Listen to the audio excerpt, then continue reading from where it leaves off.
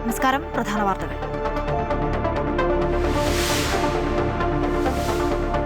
പ്രതിപക്ഷ നേതാവ് VD. സതീഷിനെതിരെ പുനർജനിയിൽ CBI അന്വേഷണത്തിന് വിജിലൻസ് ശുപാർശ. അനുമതിയില്ലാതെയുള്ള വിദേശയാത്രയിലും വിദേശ ഫണ്ടിലെ ക്രമക്കേടും അന്വേഷിക്കണമെന്ന ആവശ്യം. നടപടിക്കുള്ള നീക്കം 1 വർഷം മുൻപ് നൽകിയ ശുപാർശയിൽ തിരഞ്ഞെടുപ്പ് സ്റ്റണ്ടെന്ന് കോൺഗ്രസ്. രാഷ്ട്രീയമായി നേരിടുമെന്നും നിയമപരമായി നിലനിൽക്കില്ലെന്നും വി.ഡി. സതീഷ്.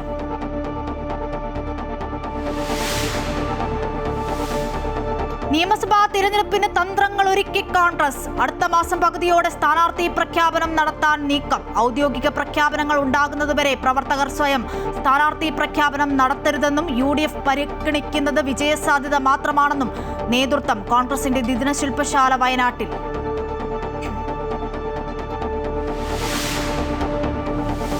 നിയമസഭാ തിരഞ്ഞെടുപ്പിലെ സ്ഥാനാർത്ഥികളെ പ്രഖ്യാപിക്കാൻ BJP. കഴക്കൂട്ടത്ത് മുരളീധരൻ, കായംകുളത്ത് ശോഭ, നേമത്ത് രാജീവ് ചന്ദ്രശേഖറും മത്സരിച്ചേക്കും. തദ്ദേശ തിരഞ്ഞെടുപ്പിൽ ക്രിസ്ത്യൻ വോട്ട് നേടാനായില്ലെന്നും ഹിന്ദു വോട്ടുകൾ നഷ്ടമായെന്നും BJP വിലയിരുത്തൽ.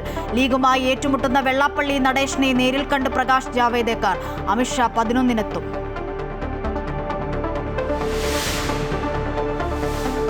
ശബരിമല സ്വർണ്ണക്കൊള്ളയിൽ സോണിയാഗാന്ധിക്ക് നേരെ വിരൽ ചൂണ്ടാനാകില്ലെന്ന് MA ബേബി. പോറ്റി എങ്ങനെ അവിടെ എത്തിയെന്നതിൽ വ്യക്തത വേണമെന്നും CPM ജനറൽ സെക്രട്ടറി. പങ്കുള്ള എല്ലാവരെയും ശിക്ഷിക്കണമെന്ന നിലപാടാണ് കേരള സർക്കാരിന്റേതെന്നും വിശദീകരണം.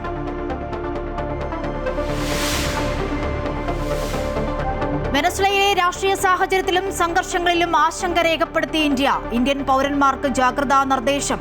ന്യൂയോർക്ക് ജയിലിൽ കഴിയുന്ന വെനസ്വേലൻ പ്രസിഡന്റ് നിക്കോളാസ് മദുറോയുടെ ചിത്രം പുറത്തുവിട്ട അമേരിക്ക. പതറാതെ ജയിൽ ഉദ്യോഗസ്ഥർക്കിടയിൽ പുഞ്ചിരിയുമായി നിക്കോളാസ് മദുറോ.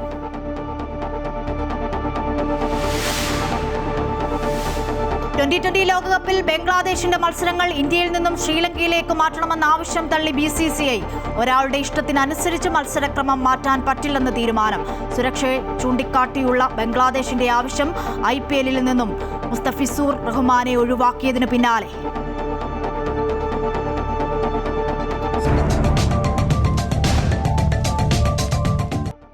വാർത്തകൾ വിശദമായി നോക്കാം. പുനർജനി കേസിൽ പ്രതിപക്ഷ നേതാവ് വി.ഡി. സതീഷിനെതിരെ CBI അന്വേഷണത്തിന് ശുപാർശ ചെയ്ത വിജിലൻസിന്റെ റിപ്പോർട്ട്. ഭവന നിർമ്മാണ പദ്ധതിയുടെ പേരിൽ അനധികൃത പണപ്പിരിവ് നടത്തിയെന്നും വിദേശ നാണയ വിനിമയ ചട്ടം ലംഘിച്ചുവെന്നും ചൂണ്ടിക്കാട്ടിയാണ് CBI അന്വേഷണത്തിന് ശുപാർശ ചെയ്തിരിക്കുന്നത്. വിജിലൻസിന്റെ മുൻ മേധാവിയായിരുന്ന യോഗേഷ് ഗുപ്ത കഴിഞ്ഞ ഫെബ്രുവരിയിൽ സമർപ്പിച്ച റിപ്പോർട്ടാണ് ഇപ്പോൾ പുറത്തുവന്നത്. 2018 പ്രളയത്തിന് ശേഷം തന്റെ മണ്ഡലമായ പറവൂരിൽ വി.ഡി. സതീശൻ നടപ്പാക്കിയ പുനരധിവാസ പദ്ധതിയാണ് പുനർജനി. ഇതിന്റെ ഭാഗമായി വിദേശത്ത് പോയി ഫണ്ട് സമാഹരണം നടത്തിയതിലെ ചട്ടലംഘനം ചൂണ്ടിക്കാട്ടിയാണ് അന്ന് പരാതി ഉയർന്നത്.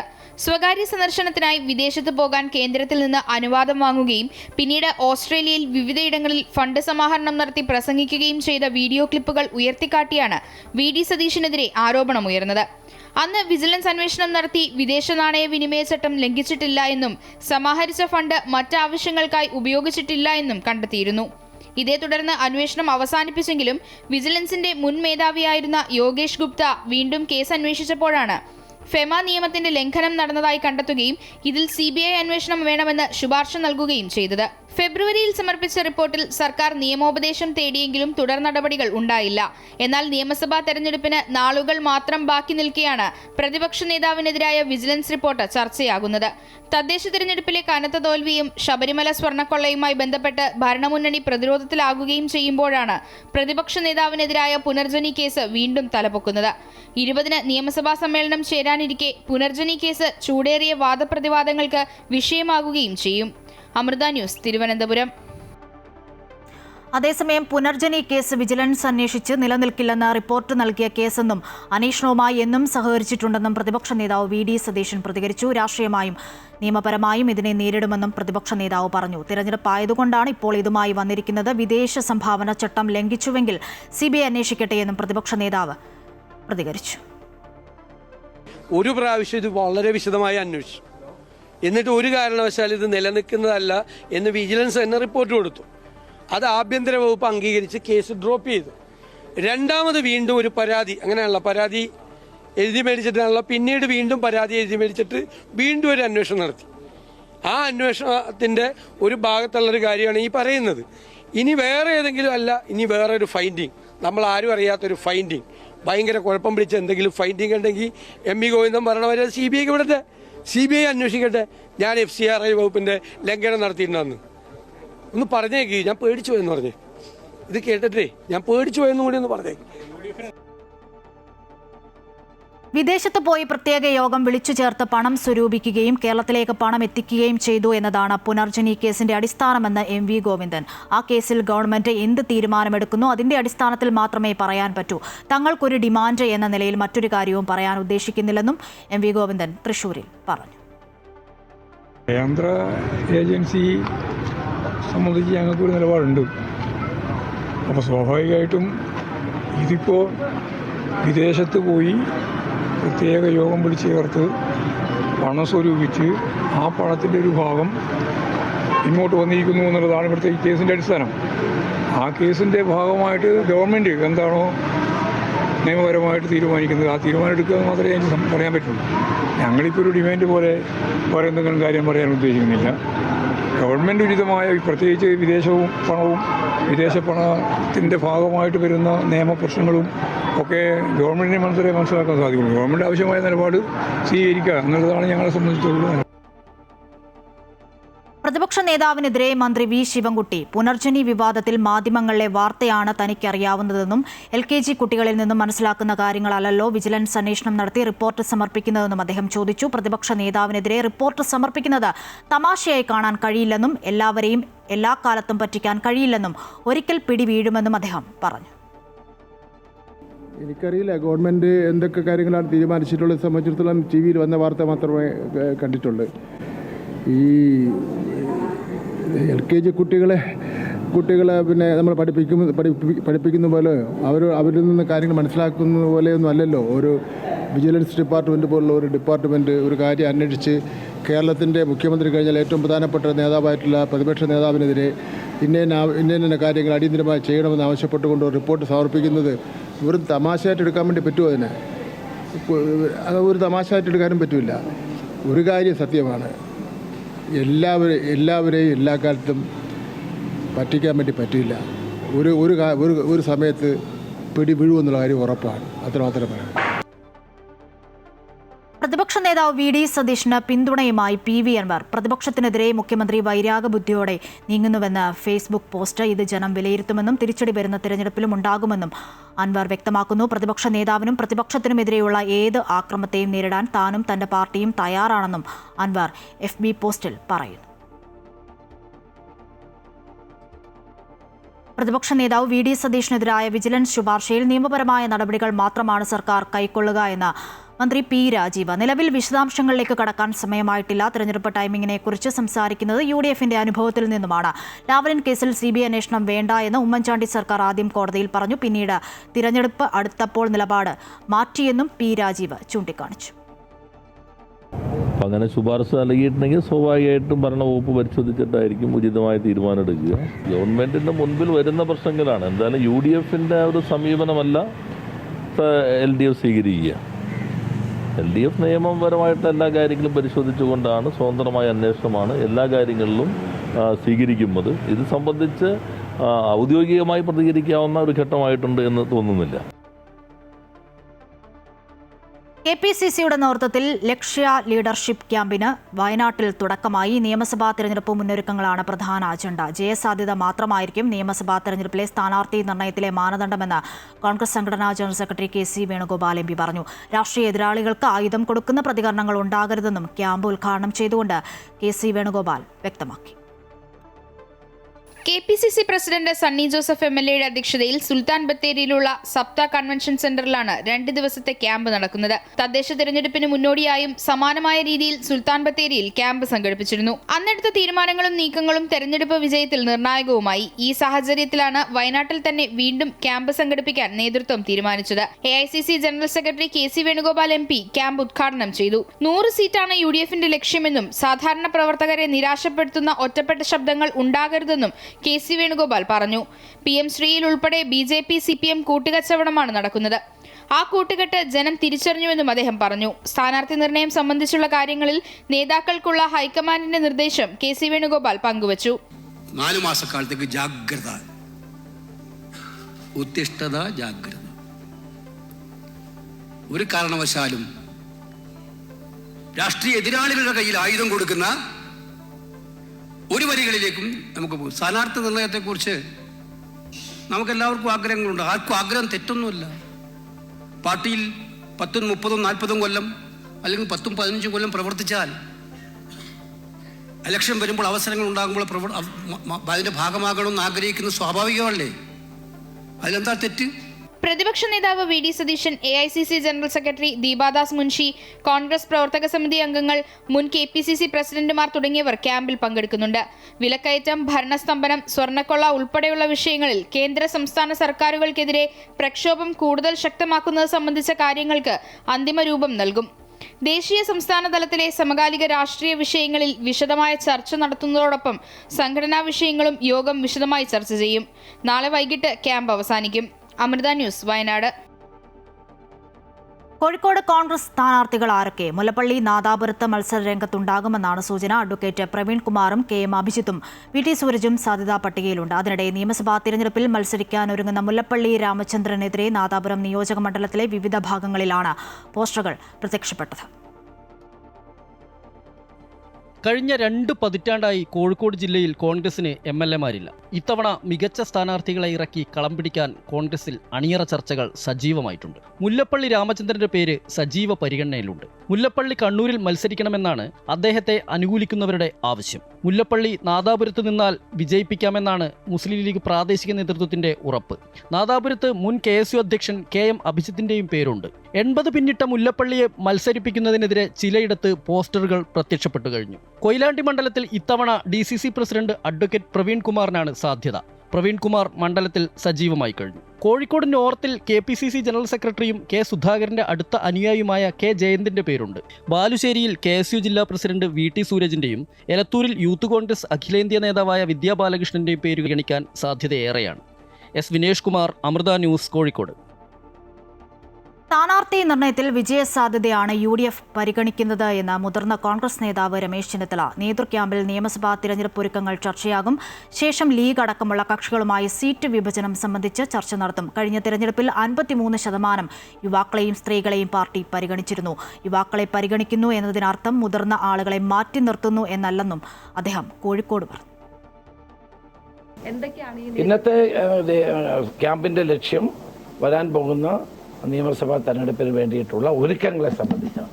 സ്ഥാനാർത്ഥി നിർണയം ഉൾപ്പെടെയുള്ള കാര്യങ്ങൾ കോൺഗ്രസിനൊരു ഒരു രീതിയുണ്ട്. ആ രീതിയിൽ നമുക്ക് ചെയ്യാം. ഇപ്പം സ്ക്രീനിങ് കമ്മിറ്റി അനൗൺസ് ചെയ്തു. അപ്പോൾ അങ്ങനെ അതിനനുസരിച്ച് ഇന്നത്തെ ഒരു രീതിയുണ്ട്. ഏതായാലും കഴിഞ്ഞ UDF യോഗം തീരുമാനിച്ചത് 20-ാം തീയതിക്ക് മുമ്പ് സീറ്റ് വിഭജനം പൂർത്തിയാക്കണമെന്നാണ്. UDF ഘടകകക്ഷികളുടെ അത് വൈകാതെ ഞങ്ങൾ പൂർത്തിയാക്കും. നിയമസഭാ തെരഞ്ഞെടുപ്പിൽ ഇടുക്കി സീറ്റ് കേരള കോൺഗ്രസ് ജോസഫ് വിഭാഗത്തിൽ നിന്നും ഏറ്റെടുക്കണമെന്ന ആവശ്യവുമായി കോൺഗ്രസ്. 25 വർഷമായി റോഷി അഗസ്റ്റിൻ വിജയിക്കുന്ന മണ്ഡലം പിടിച്ചെടുക്കാൻ കോൺഗ്രസ് സ്ഥാനാർത്ഥിക്ക് കഴിയൂ എന്നാണ് ഇവരുടെ നിലപാട്. 1977 ഇടുക്കി നിയമസഭാ മണ്ഡലം രൂപീകരിച്ചത്. അതിനുശേഷം 2 തവണയൊഴികെ UDF-ൽ കേരള കോൺഗ്രസ് ആണ് ഇടുക്കി സീറ്റിൽ മത്സരിക്കുന്നത്. മണ്ഡലം രൂപീകരിച്ച ശേഷം ഇതുവരെ 2 തെരഞ്ഞെടുപ്പുകളിൽ മാത്രമാണ് LDF-ന് വിജയിക്കാൻ കഴിഞ്ഞതും. 1996-ൽ ജനതാദളിന്റെ PP സുലൈമാൻ റാവുത്തർ കേരള കോൺഗ്രസ് എമ്മിലെ ജോയി വെട്ടിക്കുഴിയെ പരാജയപ്പെടുത്തി. 2001 മുതൽ റോഷി അഗസ്റ്റിനാണ് ഇടുക്കിയുടെ ജനപ്രതിനിധി. കഴിഞ്ഞ തവണ കേരള കോൺഗ്രസ് മാണി വിഭാഗം LDF-ലെത്തിയതോടെ റോഷി ഇടത് MLA-യും പിന്നീട് മന്ത്രിയുമായി.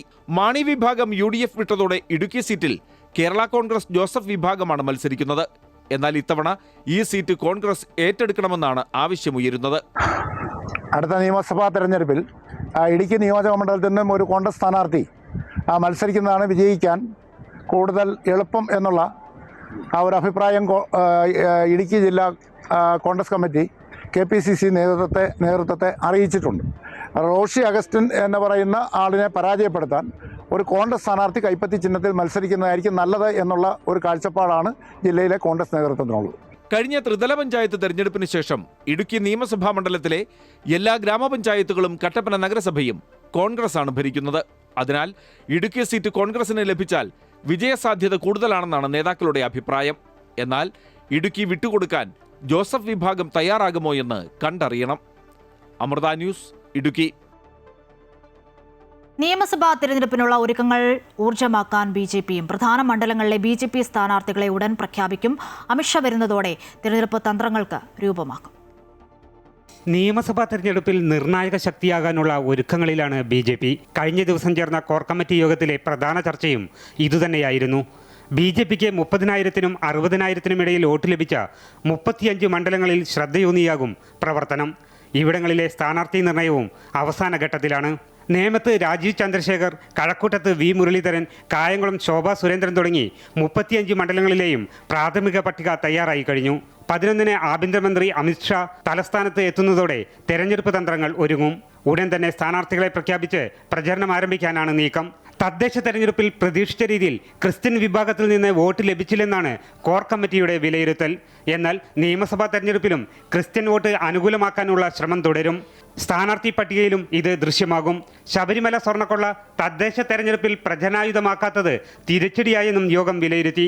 നിയമസഭാ തെരഞ്ഞെടുപ്പിൽ ഇരു മുന്നണികൾക്കുമെതിരെ ശബരിമല സ്വർണ്ണക്കൊള്ള ആയുധമാക്കും. ശബരിമലയിൽ കേന്ദ്ര ഏജൻസികളുടെ ഇടപെടലും നേതൃത്വം പ്രതീക്ഷിക്കുന്നുണ്ട്. അമൃത ന്യൂസ്, തിരുവനന്തപുരം. വെള്ളാപ്പള്ളി നടേശനെ ഒപ്പം കൂട്ടാൻ ബി.ജെ.പി കണിച്ചുകുളങ്ങരയിലെ വീട്ടിലെത്തി പ്രകാശ് ജാവ്ദേക്കർ വെള്ളാപ്പള്ളി നടേശനുമായി കൂടിക്കാഴ്ച നടത്തി. കൂടിക്കാഴ്ചയിൽ സന്തോഷമെന്ന് പ്രകാശ് ജാവ്ദേക്കർ പ്രതികരിച്ചു. കൂടിക്കാഴ്ച രാഷ്ട്രീയപരമല്ല, തികച്ചും സ്വകാര്യമെന്നും അദ്ദേഹം പ്രതികരിച്ചു. തിരുവനന്തപുരം കോർപ്പറേഷനിലെ വിജയത്തിൽ സന്തോഷമെന്നും പ്രധാനമന്ത്രി ഉൾപ്പെടെ അതിൽ സന്തോഷിക്കുന്നുവെന്നും പ്രകാശ് ജാവ്ദേക്കർ കൂട്ടിച്ചേർത്തു. Victory is also state capital, and after that the flow to BJP increased, sympathizers increased, our workers increased, they started working deeply, and within 8 years we got power, full power. Our MLAs during that time increased in between, but in 95 we got power, and 30 years we are continuously in power. മുഖ്യമന്ത്രി മതസ്പർദ്ധ വളർത്താനുള്ള ശ്രമങ്ങൾ നടത്തുകയാണെന്ന് മുതിർന്ന കോൺഗ്രസ് നേതാവ് രമേശ് ചെന്നിത്തല. വെള്ളാപ്പള്ളിയുടെ പരാമർശവുമായി ബന്ധപ്പെട്ട ചോദ്യത്തിനായിരുന്നു രമേശ് ചെന്നിത്തലയുടെ പ്രതികരണം. തിരുത്തിയില്ലെങ്കിൽ വെള്ളാപ്പള്ളി തിരുത്തേണ്ട എന്നും സമൂഹത്തിൽ മതനിരപേക്ഷ നിലപാടാണ് ആവശ്യമെന്നും അദ്ദേഹം പറഞ്ഞു. മുഖ്യമന്ത്രിയാണ് ഓരോ തിരഞ്ഞെടുപ്പിലും ഓരോ വർഗീയത താലോലിക്കുന്നത്. തിരഞ്ഞെടുപ്പിൽ തോറ്റ ശേഷം ഇനി വർഗീയ നിലപാടാണ് നല്ലത് എന്ന അവസ്ഥയിലാണ് സർക്കാരെന്നും അദ്ദേഹം വ്യക്തമാക്കി. തെരഞ്ഞെടുപ്പിൽ പരാജയപ്പെട്ട ശേഷം ഇനി തീവ്ര വർഗീയ നിലപാടുകൾ സ്വീകരിക്കുന്നതാണ് നല്ലത് എന്നാണ് CPM കരുതുന്നത്. അത് അബദ്ധമാണ്. അങ്ങനെയൊന്നും കേരളത്തിലെ ജനങ്ങളെ നിങ്ങൾക്ക് വിലക്കെടുക്കാൻ കഴിയില്ല. കേരളത്തിലെ ജനത മതേതര നിലപാടുള്ള ജനതയാണ്. അതുകൊണ്ടാണ് കഴിഞ്ഞ പാർലമെൻറ്റ് തിരഞ്ഞെടുപ്പിലും പഞ്ചായത്ത് തിരഞ്ഞെടുപ്പിലും UDFനെ പിന്തുണച്ചത്. വരാൻ പോകുന്ന നിയമസഭാ തെരഞ്ഞെടുപ്പിലും ജനങ്ങളുടെ പ്രതികരണം അതുതന്നെയായിരിക്കും. അതുകൊണ്ട് എനിക്ക് പറയാനുള്ളത്, മുഖ്യമന്ത്രി ഉൾപ്പെടെയുള്ള പാർട്ടി നേതാക്കന്മാർ ഈ വർഗീയമായ വിഭജനം ഒഴിവാക്കണം. വെള്ളാപ്പള്ളിക്കെതിരെ സംസ്ഥ കാന്തപുരം വിഭാഗം വെള്ളാപ്പള്ളി വിഷയത്തിൽ ഇനി മറുപടി പറയേണ്ടത് സർക്കാരാണെന്നും വെള്ളാപ്പള്ളിയെ തിരുത്താൻ സർക്കാർ തയ്യാറാകണമെന്നും സയ്യിദ് ഇബ്രാഹിമുൽ ഖലീൽ അൽ ബുഖാരി പറഞ്ഞു. വിഷം ചീറ്റുന്ന പ്രസ്താവനകൾ ആരും അംഗീകരിക്കില്ല. ക്രമസമാധാന പ്രശ്നമായി കണ്ട് സർക്കാർ നടപടികൾ എടുക്കണം. വെള്ളാപ്പള്ളിയുടെ സമീപനം ശരിയായില്ല എന്നും അദ്ദേഹം കോഴിക്കോട് പറഞ്ഞു. ഇതിന് ഇനി മറുപടി പറയേണ്ടത് സർക്കാരാണ് എന്നാണ് ഞങ്ങൾ മനസ്സിലാക്കുന്നത്. കാരണം കാലം അത്രയും നേടിയെടുത്ത ഏറ്റവും വലിയ ഒരു സൽപ്പേരാണ് മതസൗഹാർദ്ദം, ഒത്തൊരുമ, കൂട്ടായ്മ, വിഭാഗീയതയും വർഗീയതയും നിർമ്മാർജ്ജനം ചെയ്യുക എന്നും. ഇനി ആ വിഭാഗീയതയും വർഗീയതയും സജീവമാക്കുകയാണോ വേണ്ടത്? അല്ല, അത് പൂർണ്ണമായും നിർമ്മാർജ്ജനം ചെയ്ത് മതസൗഹാർദ്ദവും സാഹോദര്യവും സജീവമാക്കുകയാണോ വേണ്ടത് എന്ന് സമൂഹം തീരുമാനിച്ചു കഴിഞ്ഞു. മഹാഭൂരിഭാഗം ജനങ്ങളും അത് അംഗീകരിച്ചു കഴിഞ്ഞു. അദ്ദേഹത്തിൻ്റെ ഈ വിഷം ചീറ്റുന്ന വളരെ മോശമായ പ്രസ്താവനകൾ ഇന്നാരും അംഗീകരിക്കുന്നില്ല എന്നുള്ളതാണ് വസ്തുത. ശബരിമല സ്വർണ്ണക്കൊള്ളയിൽ പങ്കുള്ള എല്ലാവരെയും ശിക്ഷിക്കണമെന്ന നിലപാടാണ് കേരള സർക്കാർ സ്വീകരിച്ചിട്ടുള്ളതെന്ന് CPM general secretary MA baby. Parody ഗാനങ്ങളും നിലവാരമില്ലാത്ത മുദ്രാവാക്യങ്ങളും കോൺഗ്രസിന്റെയും BJPയുടെയും അവസാന ആശ്രയമാണെന്നും അദ്ദേഹം വിമർശിച്ചു. സോണിയാഗാന്ധിക്ക് നേരെ വിരൽ ചൂണ്ടാനില്ല, പക്ഷേ പോറ്റി എങ്ങനെ അവിടെ എത്തി എന്നതിൽ വ്യക്തത വേണമെന്നും അദ്ദേഹം പറഞ്ഞു. വെള്ളാപ്പള്ളിയുടെ വർഗീയ പരാമർശവുമായി ബന്ധപ്പെട്ട് അസ്വകാര്യമായതിനെ തള്ളുമെന്നായിരുന്നു MA ബേബിയുടെ പ്രതികരണം. പക്ഷേ ഈ ത്രിതല പഞ്ചായത്ത് തിരഞ്ഞെടുപ്പ് കാലത്ത് എന്താ കേരളത്തിൽ സംഭവിച്ചത്? സഖാക്കള് കള്ളന്മാരാണ്, അയ്യപ്പൻ്റെ എടുത്തുകൊണ്ട് പോയി, സ്വർണ്ണം എടുത്തുകൊണ്ട് പോയി എന്നൊരു പാരഡി പാട്ടുണ്ടാക്കിയിട്ട് ഇങ്ങനെ പ്രചരിപ്പിക്കുകയായിരുന്നില്ലേ? എത്ര മ്ലേച്ഛമാണത്! അപ്പം നിലവാരമില്ലാത്ത പ്രചരണങ്ങളും മുദ്രാവാക്യങ്ങളും കോൺഗ്രസിൻ്റെയും UDFൻ്റെയും അവസാനത്തെ ആശ്രയമാണ്. മുസ്ലിം ലീഗ് പാർട്ടിയുടെ മതേതരത്തെക്കുറിച്ച് ഒന്നും അഭിപ്രായം പറയാൻ ആരും തുനിയേണ്ട എന്നും മുസ്ലിം ലീഗ് ദേശീയ ജനറൽ സെക്രട്ടറി PK കുഞ്ഞാലിക്കുട്ടി. എല്ലാ മതവിഭാഗങ്ങളിലുമുള്ളവരും ലീഗിലുണ്ട്. തദ്ദേശ തെരഞ്ഞെടുപ്പ് നിയമസഭയിലും ആവർത്തിക്കണമെന്നും അദ്ദേഹം പറഞ്ഞു. മുസ്ലിം ലീഗ് വിജയഭേരി കോഴിക്കോട് പ്രതിനിധി സംഗമത്തിൽ സംസാരിക്കുകയായിരുന്നു കുഞ്ഞാലിക്കുട്ടി. പറഞ്ഞിട്ട് കാര്യമില്ല. നമ്മുടെ ചർച്ചയിൽ പങ്കെടുക്കുന്ന സാബിചാരിയൊക്കെ അവരൊക്കെ ബലമായി പറയാറുണ്ട്. അവർക്കൊക്കെ ധൈര്യമായിട്ട് ഇനിയും പറയാം. ജാതിമത വ്യത്യാസമില്ലാതെ എല്ലാവരെയും പാർട്ടി പരിഗണിക്കുന്നുണ്ട്. എല്ലാ വിഭാഗത്തിൽപ്പെട്ടവരും പഞ്ചായത്ത് പ്രസിഡന്റുമാരും ചെയർമാന്മാരും ചെയർപേഴ്സൺമാരും ഒക്കെയായി നിരന്ന് നിൽക്കുക. തൊണ്ടി മുതൽ തിരിമറി കേസിൽ തടവിന് ശിക്ഷിച്ച ആന്റണി രാജു MLA സ്ഥാനം ഇന്ന് രാജിവെക്കുമെന്ന സൂചന. അയോഗ്യനാക്കി ഉത്തരവിറങ്ങും മുൻപേ രാജിവെച്ചൊഴിയാനാണ് നീക്കം. അതേസമയം ശിക്ഷ സ്റ്റേ ചെയ്യണമെന്നാവശ്യപ്പെട്ട് ആന്റണി രാജു വൈകാതെ മേൽക്കോടതിയെ സമീപിക്കും. ആന്റണി രാജുവിന്റെ അപ്പീലടക്കം ഇനിയുള്ള കോടതി നടപടികളെല്ലാം വളരെ ഗൗരവത്തോടെയാണ് CPM വീക്ഷിക്കുന്നത്. കോടതി വിധി സ്റ്റേ ചെയ്തില്ലെങ്കിൽ തിരുവനന്തപുരം നിയമസഭാ സീറ്റ് ഏറ്റെടുക്കാനാണ് CPMന്റെ നീക്കം. അങ്ങനെ ചെയ്താൽ നഗര തീരദേശ മേഖലകളിൽ സ്വീകാര്യനായ വ്യക്തിയെ പാർട്ടിക്ക് കണ്ടെത്തേണ്ടി വരും. അതേസമയം നിയമസഭാ സെക്രട്ടറി അയോഗ്യനാക്കി ഉത്തരവിറക്കിയാൽ ആന്റണി രാജുവിന്റെ നിയമസഭാ അംഗത്വം ഇല്ലാതാകും. ഇതിനു മുൻപ് MLA സ്വയം രാജിവെച്ചേക്കും. ഇന്ന് സ്പീക്കറെ നേരിൽ കണ്ട് രാജിക്കത്ത് കൈമാറുകയോ ഇമെയിലായി അയച്ചു നൽകുകയോ ചെയ്യുമെന്നാണ് വിവരം. മേൽക്കോടതികളിൽ അപ്പീൽ നൽകിയാലും അനുകൂല തീരുമാനം ഉടൻ ഉണ്ടാകാൻ സാധ്യതയില്ലാത്തതിനാലാണ് നടപടി. രാഷ്ട്രീയ ആക്ഷേപങ്ങളെ ഒരു പരിധിവരെ പ്രതിരോധിക്കാൻ രാജിയിലൂടെ സാധിക്കുമെന്നാണ് ആന്റണി രാജുവും ഇടതുമുന്നണിയും കരുതുന്നത്. ശിക്ഷ സ്റ്റേ ചെയ്യണമെന്നാവശ്യപ്പെട്ട് ആന്റണി രാജു വൈകാതെ മേൽക്കോടതിയെ സമീപിച്ചേക്കും. കോടതി ശിക്ഷ സ്റ്റേ ചെയ്താൽ മാത്രമേ ആന്റണി രാജുവിന് MLA ആയി തിരികെ എത്താനാകൂ. കോടതി 3 വർഷത്തെ ശിക്ഷ വിധിച്ചതോടെ നിയമസഭാംഗത്വം നഷ്ടമായി. ഇന്നലെയാണ് തൊണ്ടിമുതൽ കേസിൽ നെടുമങ്ങാട് മജിസ്ട്രേറ്റ് കോടതി ആന്റണി രാജുവിനെയും വഞ്ചൂർ കോടതിയിലെ ക്ലർക്കായിരുന്ന ജോസിനെയും ശിക്ഷിച്ചത്. അമൃത ന്യൂസ്, തിരുവനന്തപുരം. രാജ്യത്ത് ഒട്ടും പ്രതീക്ഷിക്കാത്ത കാര്യങ്ങളാണ് ക്രൈസ്തവർക്കെതിരെ നടക്കുന്നതെന്ന് മാർ ജോർജ് ആലഞ്ചേരി. രാജ്യത്തിന്റെ ഐക്യം ചോദ്യം ചെയ്യുന്ന കാര്യങ്ങൾ നടക്കുന്നു. ക്രൈസ്തവർ അക്രമാസക്തമായി പ്രതികരിക്കുന്നില്ലെന്നും ശിഥിലീകരണ പ്രവർത്തനങ്ങൾക്കെതിരെ ഭരണകൂടം നടപടിയെടുക്കണമെന്നും അദ്ദേഹം ആവശ്യപ്പെട്ടു. ഭിന്നശേഷി നിയമന വിഷയവുമായി ബന്ധപ്പെട്ട ആശങ്ക പരിഹരിക്കുന്നതിന് സർക്കാർ പൂർണ്ണ പിന്തുണ നൽകിയിട്ടുണ്ടെന്നും മാർ ജോർജ് ആലഞ്ചേരി വ്യക്തമാക്കി. അതിനെ ചോദ്യം ചെയ്യുന്ന രീതിയിലാണ് ഈ സംഭവങ്ങൾ നടക്കുന്നത്. പക്ഷെ എന്നുവരിയിലും അത് ഏതെങ്കിലും ഒരു മതവിഭാഗത്തിൻ്റെയോ ഏതെങ്കിലും ഒരു സമുദായത്തിൻ്റെയോ പ്രവർത്തനമായിട്ട് നമ്മൾ കാണേണ്ടതില്ല. എല്ലാ സമൂഹങ്ങളിലും ഇതുപോലെയുള്ള ചിന്തര പ്രവർത്തനങ്ങൾ ചെയ്യുന്ന ആളുകളും പ്രസ്ഥാനങ്ങളും ഒക്കെ ഉണ്ടാകാം. അതിൽ നിന്നുണ്ടായിരിക്കുന്നതാണ്. അപ്പോൾ രാജ്യത്തിൻ്റെ ഭരണാധികാരികൾ തീർച്ചയായിട്ടും അതിനുവേണ്ട നടപടികളെടുത്ത് അവയെ നിയന്ത്രണത്തിൽ കൊണ്ടുവരുന്നതായിരിക്കും നമുക്ക് പ്രത്യാശയുണ്ട്. ഭിന്നശേഷി നിയമന വിഷയത്തിൽ ചങ്ങനാശ്ശേരി ആർച്ച് ബിഷപ്പിന് മറുപടിയുമായി മന്ത്രി V ശിവൻകുട്ടി. ഭിന്നശേഷി തസ്തികകളിൽ ആളുകളെ കിട്ടാത്തത് സർക്കാരിന്റെ കുറ്റമല്ലെന്നും മാനേജ്മെന്റുകൾ പരിഹാരം കാണാനുള്ള നടപടി സ്വീകരിക്കണമെന്നും മന്ത്രി ആവശ്യപ്പെട്ടു. വെറുതെ പറയുന്നതാണ്, അതിൻ്റെ കാര്യങ്ങൾ മനസ്സിലാക്കാതെ പറയുകയാണ്. ഭിന്നശേഷി വിഭാഗത്തിൽപ്പെട്ട ആൾക്കാരെ അപ്പോയിൻറ്റ് ചെയ്യുന്നതിന് വേണ്ടി കിട്ടാത്തതിൻ്റെ കുറ്റമൊന്നും ഗവൺമെൻറ് ഏറ്റെടുക്കാൻ വേണ്ടി പറ്റില്ലല്ലോ. അത് അവർ തന്നെ പരിഹാരം കാണുന്നതിന് വേണ്ടി നടപടി സ്വീകരിക്കണം. അതടക്കം പരിഹാരം കാണുന്നതിന് വേണ്ടിയാണ് ചില പരിശ്രമങ്ങൾ ഗവൺമെൻറ് നടത്തിക്കൊണ്ടിരിക്കുന്നത്. സുപ്രീം കോടതിയിൽ നിന്നും ഇവിടെ കേരളത്തിൽ നമ്മൾ സെക്രട്ടേറിയറ്റിന് മുന്നിൽ കിടന്ന് പ്രസംഗം നടത്തി വെല്ലുവിളി നടത്തുന്നവരെയൊന്നും സുപ്രീം കോടതിയൊക്കെ വെല്ലുവിളി നടത്താനൊന്നും പറ്റില്ല. അധ്യാപകർക്ക് കേട്ടറ്റ് നിർബന്ധമാക്കിയതിനെതിരെ സർക്കാർ സുപ്രീം കോടതിയിൽ പുനഃപരിശോധനാ ഹർജി സമർപ്പിച്ചെന്ന് മന്ത്രി വി ശിവൻകുട്ടി. തമിഴ്നാട് അടക്കമുള്ള മറ്റ് സംസ്ഥാനങ്ങളും ഹർജി ഫയൽ ചെയ്തിട്ടുണ്ടെന്നും കേരളത്തെ പ്രത്യേകമായി കേൾക്കാൻ കോടതി തയ്യാറാകണമെന്ന് ആവശ്യപ്പെട്ടിട്ടുണ്ടെന്നും മന്ത്രി പറഞ്ഞു. 50,000-ഓളം അധ്യാപകരെ ഉത്തരവ് ബാധിക്കുമെന്നും വേഗത്തിൽ പരിഹാരം കണ്ടെത്താനുള്ള ശ്രമത്തിലാണ് സർക്കാരെന്നും അദ്ദേഹം വ്യക്തമാക്കി. നമ്മളുടെ പ്രധാനപ്പെട്ട വാദം ഇത് മറ്റ് സംസ്ഥാനങ്ങളെ പോലെ കേരളത്തെ കാണരുത്. കേരളത്തിൻ്റെ ആവശ്യങ്ങളെ പ്രത്യേകമായിട്ട് കേൾക്കാൻ വേണ്ടി സുപ്രീം കോടതി തയ്യാറാവണം. കാരണം മറ്റ് സംസ്ഥാനങ്ങളിൽ നിന്ന് വ്യത്യസ്തമാണ് കേരളത്തിൻ്റെ പൊതുവിദ്യാഭ്യാസ രംഗത്തെ വളർച്ചയും. അത് കേന്ദ്ര ഗവൺമെൻറ് തന്നെ അംഗീകരിച്ചിട്ടുള്ള കാര്യമാണ്.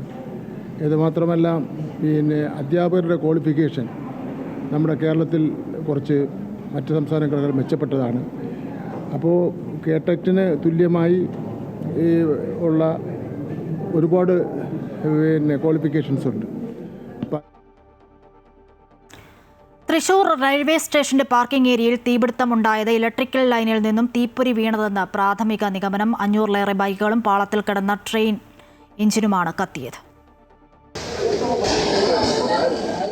തൃശൂർ റെയിൽവേ സ്റ്റേഷന്റെ 2ാം ഗേറ്റിലുള്ള ബൈക്ക് പാർക്കിംഗ് കേന്ദ്രത്തിൽ രാവിലെ 6:30യോടെയാണ് തീ പടർന്നത്.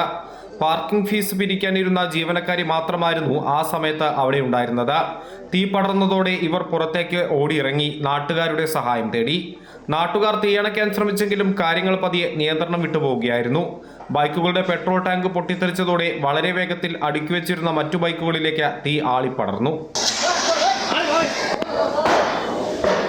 തുടർന്ന് ഫയർഫോഴ്സ് എത്തി മണിക്കൂറുകളോളം പണിപ്പെട്ടാണ് തീ നിയന്ത്രണ വിധേയമാക്കിയത്. സംഭവത്തിൽ സുരക്ഷാ വീഴ്ചയുണ്ടെന്നും അന്വേഷണം നടത്തുമെന്നും DGP അറിയിച്ചു. സംഭവത്തിൽ കോടികളുടെ നാശനഷ്ടമുണ്ടായതായാണ് നിഗമനം. അമൃത ന്യൂസ്, തൃശൂർ.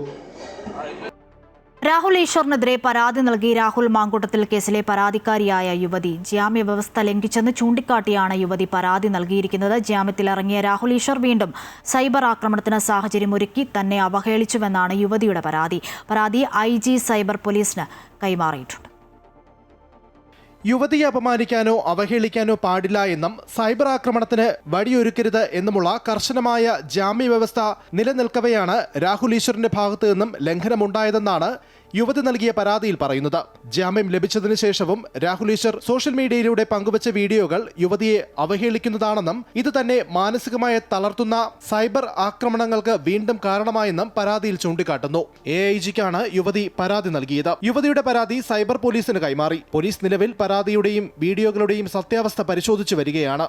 ജാമ്യ വ്യവസ്ഥയുടെ ലംഘനം നടന്നുവെന്ന് സൈബർ പോലീസിന്റെ പരിശോധനയിൽ വ്യക്തമായാൽ പോലീസ് ഇക്കാര്യം കോടതിയെ റിപ്പോർട്ട് ചെയ്യും. കോടതി റിപ്പോർട്ട് പരിഗണിക്കുന്ന മുറയ്ക്കായിരിക്കും ജാമ്യം റദ്ദാക്കുന്നത് ഉൾപ്പെടെയുള്ള തുടർ നടപടികളിലേക്ക് കടക്കുക. അമൃത ന്യൂസ്, തിരുവനന്തപുരം.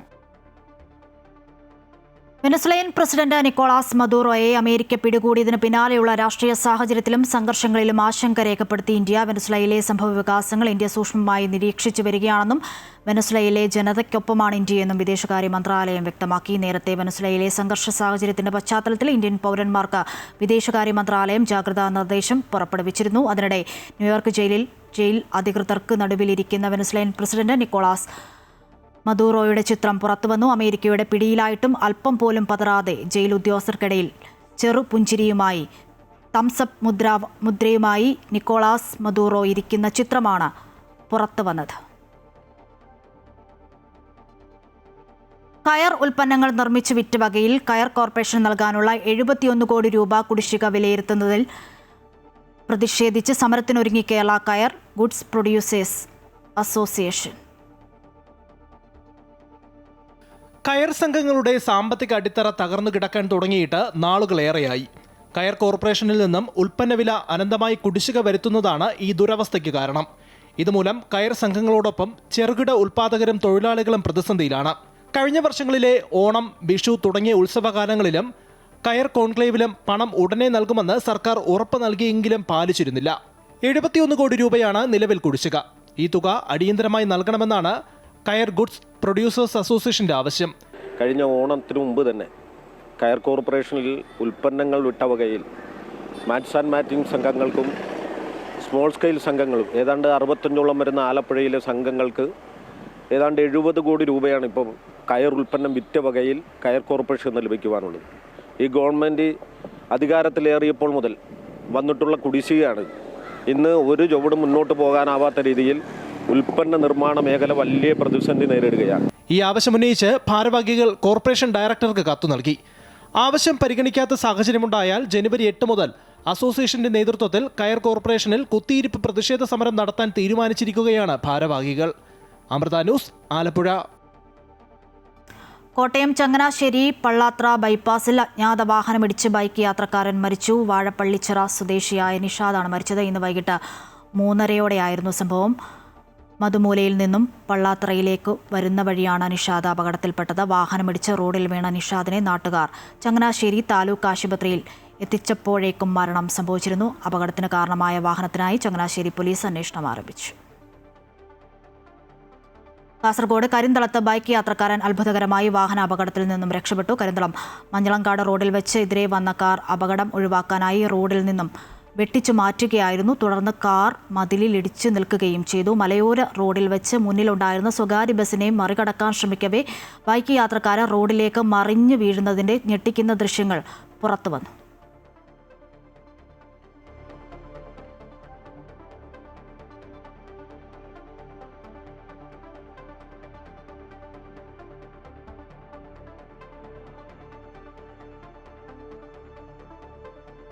കായംകുളത്ത് 2 ഇടത്ത് ലഹരിവേട്ട. ഒരു സ്ത്രീ ഉൾപ്പെടെ 3 പേർ പിടിയിൽ. ചേപ്പാട് സ്വദേശി നൌഫിയ, പല്ലന സ്വദേശി സാജിദ്, തൃക്കുന്നപ്പുഴ സ്വദേശി കാശിനാഥൻ എന്നിവരാണ് പിടിയിലായത്. നൌഫിയ വാടകയ്ക്ക് താമസിക്കുന്ന വീട്ടിൽ നിന്നും 7.25 ഗ്രാം MDMA പിടികൂടി. സാജിദ്, കാശിനാഥൻ എന്നിവരെ 7 ഗ്രാം MDMAയുമായി പാനൂർ പുത്തൻപുര ജംഗ്ഷനിൽ വെച്ചാണ് ജില്ലാ ലഹരി വിരുദ്ധ സ്ക്വാഡും തൃക്കുന്നപ്പുഴ പോലീസും ചേർന്ന് പിടികൂടിയത്. പുതുവർഷം പ്രമാണിച്ച് ജില്ലയുടെ തെക്കേ അതിർത്തികളിൽ വിൽപ്പനയ്ക്ക് എത്തിച്ച മാരക മയക്കുമരുന്നുകളാണ് ജില്ലാ ലഹരി വിരുദ്ധ സ്ക്വാഡ് പിടികൂടിയത്.